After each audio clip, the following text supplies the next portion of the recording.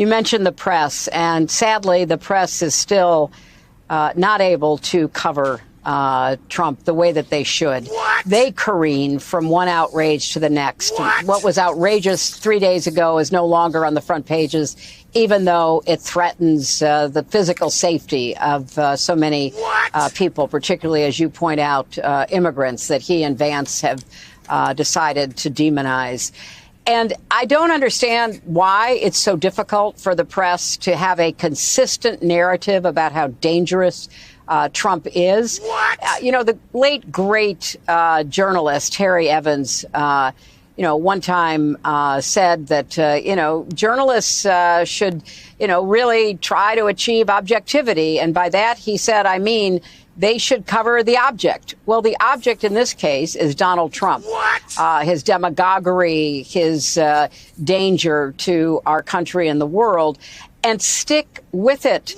They were merciless about what they saw as President Biden's, problems in the debate and calling for him to withdraw. I believe Donald Trump has disqualified himself over and over and over again to be a presidential candidate, let alone a president.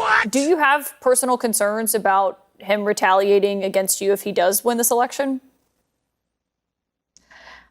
No, because I know I haven't done anything worthy of that. But I will say that, going after people for partisan, personal, political purposes, is a very difficult experience for somebody. I know that firsthand. I know you've said before that recently you said that Trump uses blatantly fascist rhetoric. Do you agree with John Kelly, with Vice President Harris, that Donald Trump does meet the definition of a fascist? Caitlin, I do. And it's not only people like former Chief of Staff, Marine General John Kelly, who is telling us this and warning us.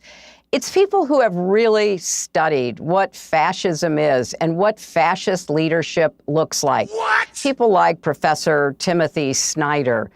People like former Professor Paxton, who just recently came out and said that he had studied fascism during the war, particularly the Nazis, Vichy France, and he'd been reluctant to use the term.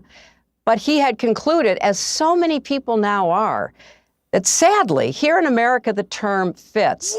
And, one other thing that you'll see next week, Caitlin, is Trump actually reenacting the Madison Square Garden rally in 1939. I write about this in my book. President Franklin Roosevelt was appalled that neo-Nazis, fascists in America were lining up to essentially pledge their support for the kind of government that they were seeing in Germany. So I don't think we can ignore it. Now, it may be a leap for some people, and a lot of others may think, I don't want to go there. I don't want to say that. But please, open your eyes to the danger that this man poses to our country, because I think it is clear and present for anybody paying attention. At least Harris is trying to answer questions, and she is putting out real policy. So, let's go pile on her and make sure we know exactly what she's talking about. Because there is no comparison. She has specific policies. Now, he tries to, avoid owning Project 2025, which is very specific and very scary. And I think it's rare that the press really goes after him on that and says, okay, look at what they want to do. Get rid of the weather service, for heaven's sakes. How are we going to know what we're doing every day?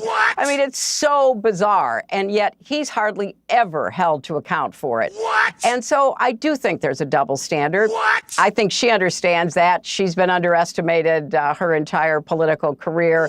She gets up every day. She puts on those high heels. She goes out there. She makes her case. And I think that there's so much more energy in her campaign than on the other side. There is so much more enthusiasm. We see it not just in the rallies, but they've got a great ground game. I'm getting incredible reporting from the battleground states about how effective that is. So she knows there's a double standard. We all know if you're paying attention, and she's just going to keep powering through it.